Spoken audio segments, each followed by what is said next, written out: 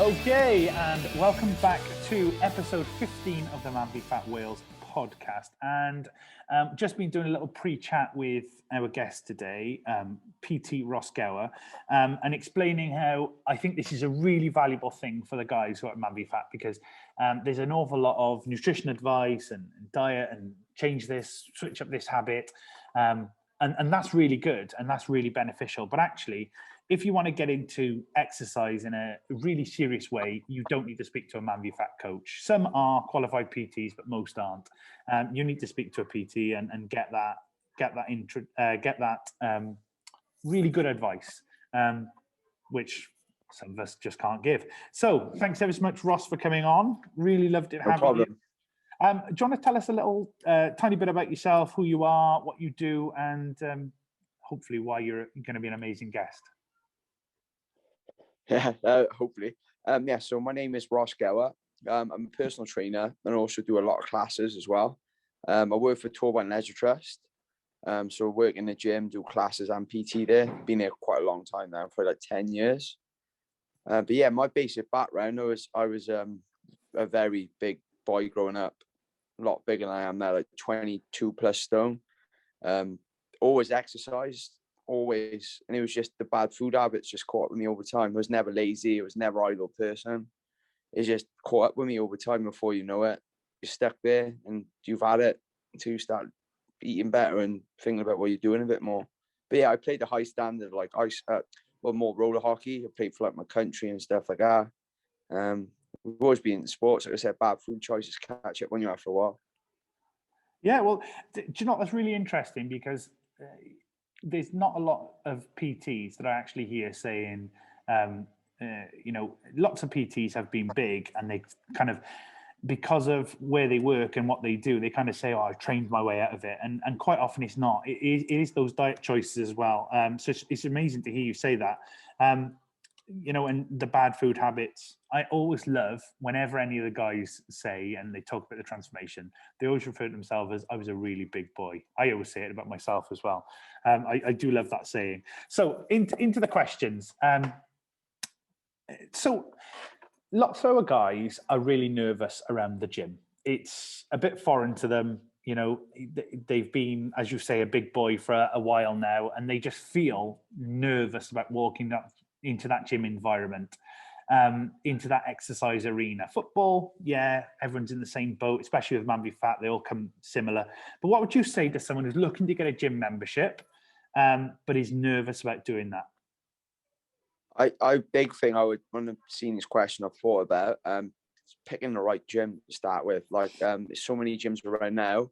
Like, I'm not just saying it to my gym to pick it up, but like it's more of a community type deal, because it's a trust, but it used to be a leisure centre, so you get like older, you got different sort of people.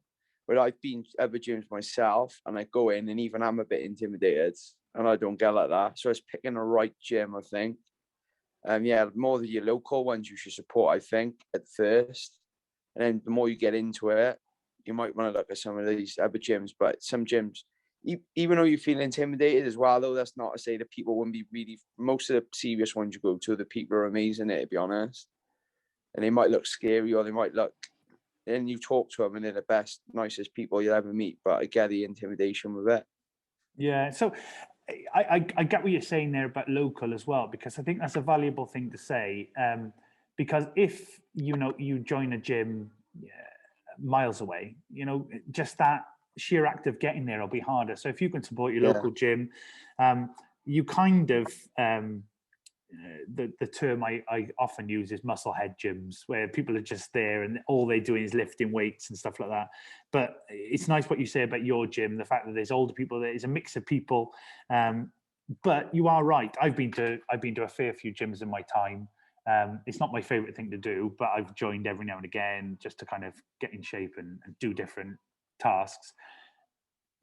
People do, it is intimidating, but actually you start talking to people, they're more than willing to talk, aren't they, about what they're training, what they're doing, why. And most of the ones are really serious. They might look a bit scary when they're training or whatever. Usually the best, they're the nicest. They go out their way, but as long as you're not bothering them when they're training, they're some of the nicest people you ever meet. They make a real effort with you and take the time, and Yeah, catch him at the water fountain, I reckon. Yeah, or after session or like visually. Yeah, in the changing room. Yeah. So, question 2.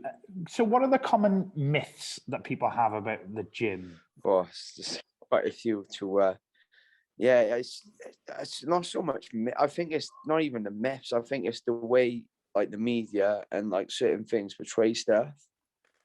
Like just the wording and stuff really confuses people as well. Like we've all heard this, like doing weight, speed, and metabolism. Well, it does and it doesn't because it's the building a muscle, the speed and metabolism up, but it doesn't just fall on you.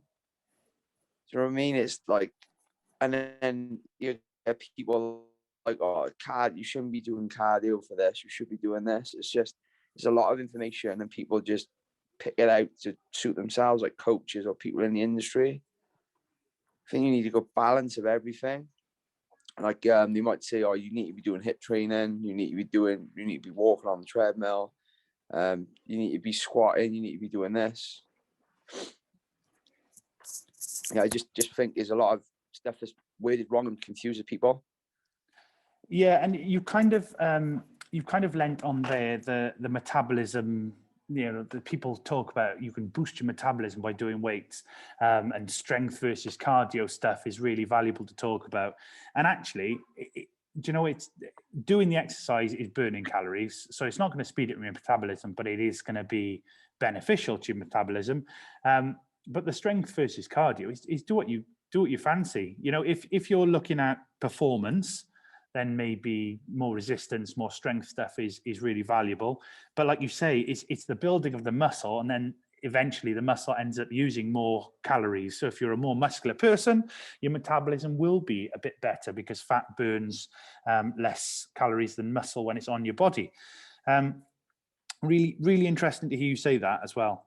It really annoys me that there's when it gets worded wrong. People think just doing a weight session or speeding my metabolism up, that's the long-term effects, not the short-term effects. Yeah, you got to look at the big picture. Yeah. I mentioned earlier that sometimes, you know, through my life, I've signed up for the gym and then I haven't gone, and that's generally through boredom, because I do find being at the gym, you know, just I find it boring. I can't get away from that. So what would you say, as someone who's in that gym for a lot of time, what would you say about someone who's battling boredom? What could they do to kind of make it more interesting? All right, so like the first thing would be get on the program, so you know exactly what you're doing. And some days you're not feeling it, that's all right. You know exactly what you need to get done. You get it done, you progress with it, you move on to the next day. You're not going to enjoy it every day. But then if you don't enjoy that, look, there's so many different ways of training you can do. It's like intervals. You can just go in and chill out and just walk on a treadmill. There's so many different ways you can approach it. And then another one as well, I'm big into indoor cycling classes. So like spin, as most people call it. Yeah, the way I do it, and like you can get some, like where I work as well, there's interactive programs, so everyone's competing against each other. And it's just, and you get all different abilities, but it's amazing. Like people act like they're not, you know, what do you call it, competitive with each other. And then all of a sudden they're going against each other. It's like a sport then. So like, it'd be perfect for all the men who come to your scheme to try something like that. So you'd all be there competing against each other. Oh, that's really interesting, because I always thought of a spin class as, you know, you're sat on your spin bike, you're facing the instructor's just talking to you, but you're talking, there's more of an interactive element to it now, is there? Yeah, well, it's a few different ones. I've done a few different type programs. We got it Kesler bikes, and it's a system, like an app you use. So you got like a TV monitor behind me, who's at the front, and I'll be like, oh, you got to keep the like certain watts, certain this and certain that. So it's all interactive. So the bikes connect up Bluetooth, so you can see exactly what you're doing. Oh, that's interesting. Because I always, you know, sorry, I've always thought that exercise classes are a really good way into it, because, you know, if you're using the machines with an instructor, one of the exercise classes I used to do was it was basically it was a circuit of the machines, because I wasn't very good on the machines, and it would just take you around, talk you through each one, and then you'd keep going around and, you know, really, really beneficial. What would you say for, sorry to take you off topic slightly, what would you say to someone who's thinking of joining up with a friend? Could that be beneficial for boredom? Yeah and no. Like, it can't, you know what I'm going to say. You got, the only thing is, you can't try not to rely on someone when you're going to train. That's, as much as it's good training with people, as long as you're like the person you're going with is really dedicated, it cause more hassle than it's worth as well in the long term. Do you know what I mean? If you're waiting for someone, you're like, oh, I gotta wait till 5 o'clock, and you want to go and train at 4 o'clock. It gets to 5 o'clock, they leave it a bit longer, you don't bother going. It's just, it can spiral a bit out of control. But if you got someone you enjoy going with, a friend, it's amazing. But if you have to rely on them and not reliable, it can set you back so far as well. Do you know what? That's not something I thought of, because I've always thought, oh, if I could find someone to go to the gym, I'd end up going more. But you might be right. You might just be another person to make excuses for me. Yeah. Yeah, very interesting.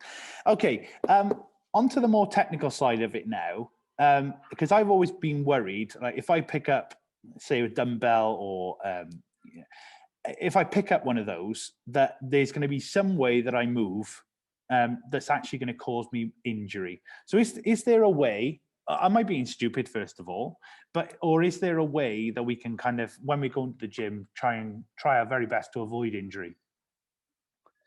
Yeah, it's just, to be honest, like most of the time, as long as you're not going mad, it is quite hard to injure yourself bad, as long as you stay away from certain things. And if you, like, a lot of the time, you know it feels wrong, but you carry on doing it, you know what I mean? Like, most especially if you've been in sports in the past, you've got all right body awareness. So if something feels bad, you're like, well, that didn't, you know, like you're rounding your back too much, and it feels like your spine's going to come out your throat. You're like, oh, hang on a minute, I shouldn't have done that, should I?